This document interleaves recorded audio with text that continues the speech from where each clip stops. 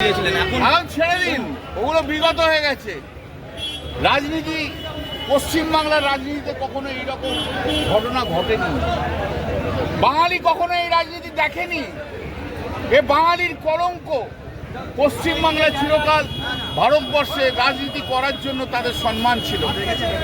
এই যে 20 জন এমপি চলে গেল, এই যে 60 জন এমএলএ চলে গেল, তারা বাংলার মানুষের সঙ্গে বিশ্বাসঘাতকতা করবে। বাংলার মানুষের যে ডিগনিফাইড জায়গা ছিল রাজনীতিতে, সেই রাজনীতির ডিগনিফাইড জায়গাটা থেকে নামিয়ে দিল। অতএব এদের কথা ছেড়ে দিন। অতএব আজকে যা হয়েছে, যা যা ঘটে গেছে, সে তো কখনো কোনোদিন কেউ ভাবেনি, ভাবতেও পারেননি, আপনারাও ভাবতে পারেন। কিন্তু পচা রক্ত, কালো রক্তকে বাদ দিয়ে আগামী দিনে সেই আমরা জানি আমাদের ভবিষ্যৎ। লড়াই করবো, অ্যারেস্ট হবো, আবার জেল থেকে বেরিয়ে এসে আবার লড়াই কি করবে? দুদিন জেলে রাখবে, লড়াই থেকে সরবো না।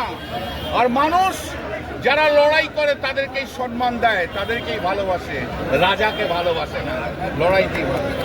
এটা তো মানতে হবে, এটা তো মেনে নিতে হবে যে শুভেন্দু অধিকারীর 5 বছরের যে লড়াই, সেই লড়াইকে মানুষ স্বীকৃতি দিয়েছে।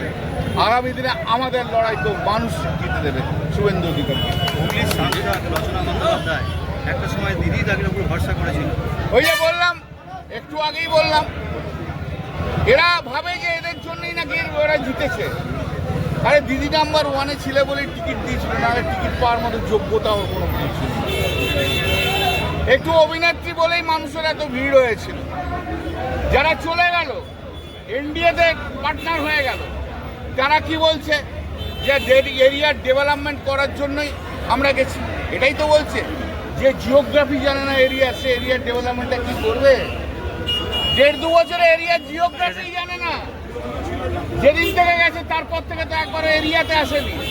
যে এরিয়াতে আসে না, যে মানুষকে ফেস করতে পারে না, যে কর্মীকে ফেস করতে পারে না, সে কিসের ডেভেলপমেন্ট করবে? ওদের ডেভেলপমেন্ট করার কথাটা হচ্ছে নাটক। আসল হচ্ছে এর মধ্যেই যা বানিয়ে নিয়েছে কেউ কেউ যে যা বানিয়ে নিয়েছে তার সেট করা হচ্ছে। যাকে অসিত মজুমদার অর্থাৎ তাকে তো টিকিট দেওয়া হয়নি, এখন এই দূর আমরাও সব ভুলে গেছি, তাই জন্যই তোকে করেছি। আমি মনে করি যে ও হচ্ছে কম্পিটেন্ট লোক, কিন্তু আমার কথা যাই হোক, সেদিন তো অন্য কেউ পেয়েছে, সেসব আমরা ভুলে গেছি, পাস ভুলে গেছি। আজকে লড়াই আমাদের বিজেপির বিরুদ্ধে লড়াই, আর গদ্দার যারা রিবেল লয়ার, রিবেল তৃণমূল, তাদের বিরুদ্ধে লড়াই।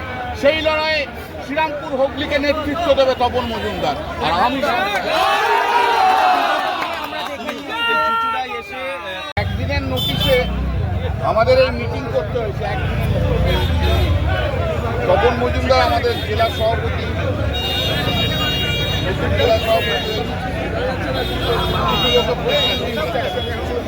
আজকের মধ্যে এবং যারা মমতা বন্দ্যোপাধ্যায়কে ভালোবাসে, তৃণমূলকে ভালোবাসে, আজ তারা সবাই এখানে। আপনারা ভিড় তো দেখেইছেন, এত লোক আসবে আমরা নিজেরাই ভাবি, এত তৃণমূলের লোক আসবে আমরা নিজেরাই ভাবি। আরো বড় জায়গা পেলে ভালো হবে। 21শে জুলাই প্রত্যেক বছরের মতো 21শে জুলাই এবারেও আমরা যাব। মমতাদি তো বলেছেন 5 জন লোক হলেও আমরা ধর্মতলায় যাব। শুধু হুগলি শ্রীরামপুর থেকে 5000 তৃণমূল কংগ্রেস কর্মী যাবে। আজ তো দূরের কথা, 5000 যাবে। সারা পশ্চিমবাংলা জুড়ে আসবে আবার 21শে জুলাই। এই লড়াইটা বড় লড়াই, এই লড়াইটা বড় লড়াই। শুধু বিজেপির বিরুদ্ধে নয়, বিজেপির যারা বি টিম হয়েছে, যারা রিবেল তৃণমূল বলে বলছে, তাদের বিরুদ্ধে। মুখ্যমন্ত্রী শুভেন্দু অধিকারীকে আমি একটা জায়গায় ধন্যবাদ জানাই। চোর তৃণমূলদের তুলে দিচ্ছেন, ভালো হয়েছে, আমরা খুশি। এখন শুভেন্দু অধিকারীর কাছে বক্তব্য আমার যে আপনি যে বি টিমটা তৈরি করেছেন, যেটা সুব্রত ব্যানার্জি বি টিম, সেইখানেই কিন্তু সবচেয়ে বেশি চোর ডাকাতরা রয়েছে, তাদেরকে ধরুন। কেন জাভেদ খান বারবার পার পেয়ে যাচ্ছে এত ইলিগ্যাল কনস্ট্রাকশনের পরও?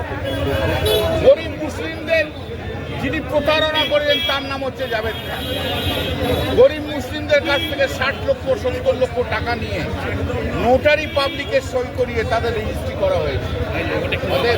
তাকে ধরুন না, ধরুন বালুরঘাটের রেপ কেসের আসামিকে ধরুন, ধরুন যারা নবটালে গিয়েছিল, সে কাউন্সিলর বলুন, চেয়ারম্যান বলুন, যারা যারা টাকা চুরি করেছে তাদের বিরুদ্ধে আপনি করুন, আমাদের কোনো আপত্তি নেই।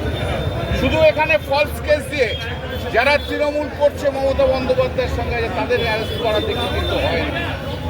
যেদিন আপনি দাঁড়াতে পারবেন, যেদিন আপনি জাভেদ খানের মতো লোককে অ্যারেস্ট করতে পারবেন, যেদিন আপনি ঋতুব্রত ব্যানার্জির মতো রেপিস্টকে অ্যারেস্ট করতে পারবেন, সেই দিন বুঝবো যে আপনি রাজধর্ম পালন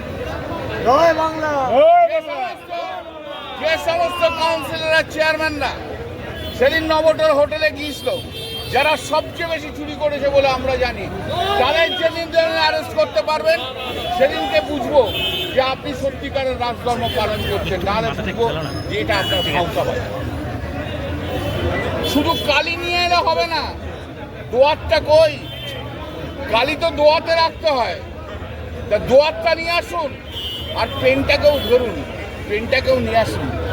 পেন দিয়ে কালি দিয়ে না লিখলে আপনি নতুন ইতিহাস তৈরি করবেন কি করে? শুধু কালিকে অ্যারেস্ট করে দিতে হবে, দোয়াতটাও চাই, পেনটাও চাই, মানুষ সেটা দেখতে চায়। কেন দেরি করছেন? কেন দেরি করছেন? কারণ তো আপনার বি টিমে আছে বলে সেই জন্য দেরি করছেন। একদম সময় নষ্ট করছেন আপনি। কালি দোয়াত সব পেনটাকে নিয়ে আসুন, তবেই আপনি বুঝবো যে আপনি রাজধানী।